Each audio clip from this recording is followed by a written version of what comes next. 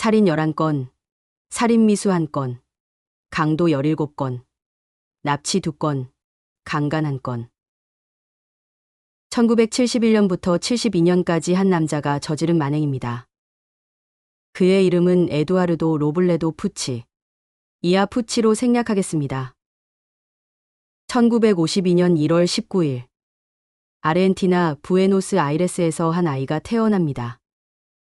보통의 연쇄살인범들이 불행한 유년기를 보낸 것과 달리 그는 아주 화목한 가정에서 자랐습니다.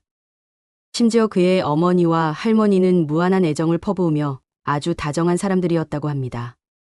아버지 또한 그의 교육에 관심을 가지고 키웠죠.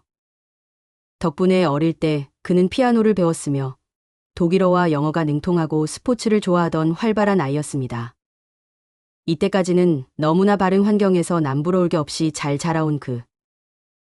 어느 순간부터 가끔 학교에서 공격적인 성향을 보이기도 하여 선생님이 언성을 높이면 벽에다 의자를 던져 화를 낸 적도 있었다고 합니다.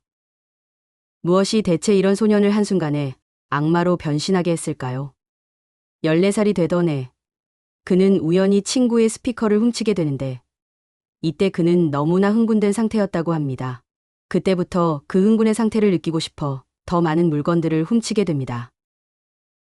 16살이 되던 해 공업학교에 다니던 푸치는 거기서 자신의 범죄 파트너가 된 호르헤 안토니오 이바네스를 만나게 됩니다.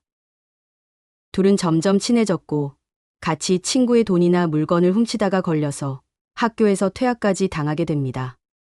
짧은 학교 생활 탓에 그에 대해 상세히 기억하는 친구들은 거의 없었지만 누군가 자신에게 지시를 하는 건 못 참았던 성격으로 보였다고 했습니다. 그의 아버지는 푸치가 엔지니어가 되길 바라며 다시 사립학교에 보냈지만 거기서도 얼마 못 가고 그만두었습니다. 이후 그들은 거기서 더 대담해져 은행이나 보석상을 털기로 합니다. 1971년 3월 15일 19살이 된 푸치는 이바네스와 함께 에나모르라는 클럽에 들어가 잠자던 클럽 주인과 경비원을 살해하고 35만 페소, 한화 약 750만 원을 훔쳐 달아납니다. 5월 3일 푸치와 이바네스는 벤츠 부품점에 침입해 그곳을 뒤지던 중 한 방에서 부부와 아이를 발견합니다. 푸치는 남편을 총으로 쏴 죽이고 총성에 깨어난 아내는 총을 쏴 부상을 입힙니다. 푸치가 부품점을 터는 동안 이바네스는 부상당한 그녀를 강간까지 하고 이후 이바네스는 일을 마치고 40만 페소를 들고 나가면서 아기한테 총을 쐈지만 다행히 아기는 총알이 빗나가 살아남게 됩니다. 아기의 어머니는 최초의 목격자로 경찰에 긴머리 소년들이 자신들을 공격했다고 진술했으며 나중에 재판에서 증인으로 나서기도 합니다. 5월 24일 슈퍼마켓에서 경비원을 살해. 6월 13일 훔친 차로 도망 중 16세 소녀를 길에서 발견하고 납치. 뒷좌석에서 이바네스는 그녀를 강간하고 이후 푸치는 총을 5발을 쏴 살해합니다. 며칠 뒤 이들은 또 동일한 방식으로 디날도를 납치, 강간 후 살해합니다. 8월 5일 둘은 차로 이동하던 중 택시와 정면 충돌하고 이 사고로 이바네스는 그 자리에서 즉사, 푸치는 그를 버리고 도망가 버립니다. 이바네스가 죽은 뒤 푸치는 자신의 이웃 엑토르 소모사를 새로운 파트너로 정합니다. 11월 15일 푸치는 소모사와 함께 경호원을 살해 후 슈퍼마켓을 텁니다. 17일부터 25일까지 이들은 2명을 더 살해하고 100만 페소를 훔치게 됩니다. 1972년 2월 1일 둘은 하드웨어샵에 침입해 경비원을 살해했는데 경비원의 열쇠가 금고 열쇠가 아니라 열지 못하게 되는 일이 벌어집니다. 금고가 열리지 않자 열받은 푸치, 소모사에게 다시 열어보라고 시킨 뒤에서 화풀이로 그를 쏴 죽입니다. 심지어 소모사 때문에 자신의 신분이 드러날 것을 우려해 그의 얼굴과 지문을 토치로 태워버리고 그 토치를 이용해 금고를 결국 열어 돈을 훔쳐 달아납니다. 하지만 그가 깜빡한 사실이 한 가지가 있었습니다. 소모사의 바지 주머니에 푸치의 신분증이 있었다는 사실. 경찰은 바로 2월 4일 그를 체포하게 되는데 당시 그의 얼굴과 옷은 하드웨어샵의 화재로 인해 얼룩으로 덮여 있었다고 합니다. 체포 당시 심지어 그는 경찰들의 포위에 둘러싸이지도 모른 채 방에서 춤을 추고 있었다고 합니다. 경찰서 부국장 알파노는 직접 그를 신문하는데 어젯밤 그와 함께 있었다는 그의 어머니 증언과는 달리 그의 얼굴에 있는 얼룩에 대해 얘기하자 푸치는 모르쇠로 일관하며 자신이 드라이브하느라 기름때가 묻었다고 변명합니다. 이때까지 증거가 부족했던 부국장은 어떻게든 자백을 받기 위해 최후의 방법을 선택합니다. 바로 고문용 전기 충격기를 꺼내 푸치의 손, 팔, 혀, 그리고 고환까지 꽂아 전류를 흘려보냈으며 고자가 되기 싫었던 그는 결국 범행을 모두 자백하게 됩니다. 그는 살인, 살인미수, 강도, 강간, 납치 등 총 42건의 혐의로 기소됩니다. 1973년 재판이 이루어지던 도중 그는 탈옥을 계획하는데 천을 모아 묶어 줄을 만들고 감시가 소홀한 틈을 타 다른 범죄자들과 함께 줄을 타고 내려가 도망갑니다.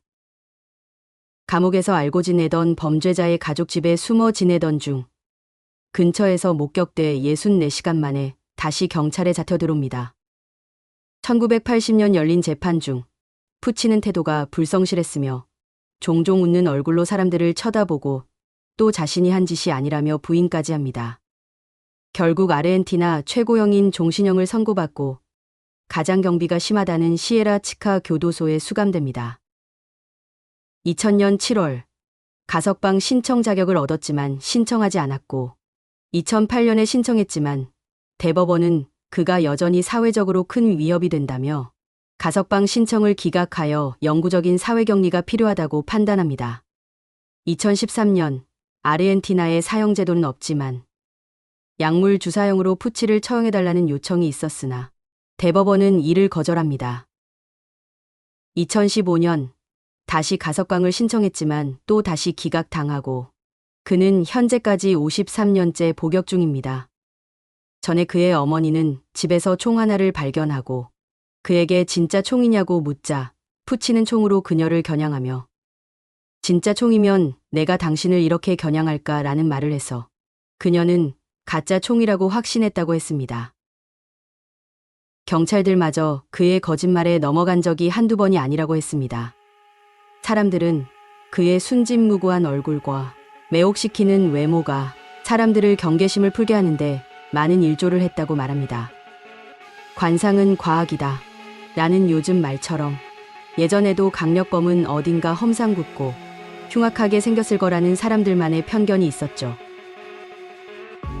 약 1년 사이에 수십 건의 범행을 저지른 것도 어쩌면 좋은 인상을 이용해 범죄를 쉽게 저질렀던 강호순처럼 화려한 외모로 사람들을 홀려 너무 쉽게 잔인한 범행을 저지른 푸치, 블랙 엔젤, 죽음의 천사, 검은 악마 라는 타이틀은 어쩌면 사람들에게 외모로 사람을 판단하지 말라는 경각심을 깨우친 듯합니다. 이 사건은 아르헨티나에서 너무 큰 사건으로 많은 사람들에게 충격을 안긴 실제 사건으로 2018년 결국 영화로까지 만들어지게 됩니다. 루이스 오르테가 감독의 엘 앙헬, 천사인데요. 감독은 10대 시절 돌이켜보면 우리의 모든 행동이 다 순수했던 건 아니라고 표현하며 아름다움의 위험성을 알리고 싶어 제작했다고 하였습니다. 가끔은 10대들에게 너무나 많은 포용력을 선사해 그들이 이 사회를 두려워하지 않는 건지, 어쩌면 나이를 떠나 범죄로 판단하는 법이 그들을 더 바른 길로 안내하거나 이 사회를 더 이롭게 할 것 같다는 생각을 하게 되는 사건이었습니다.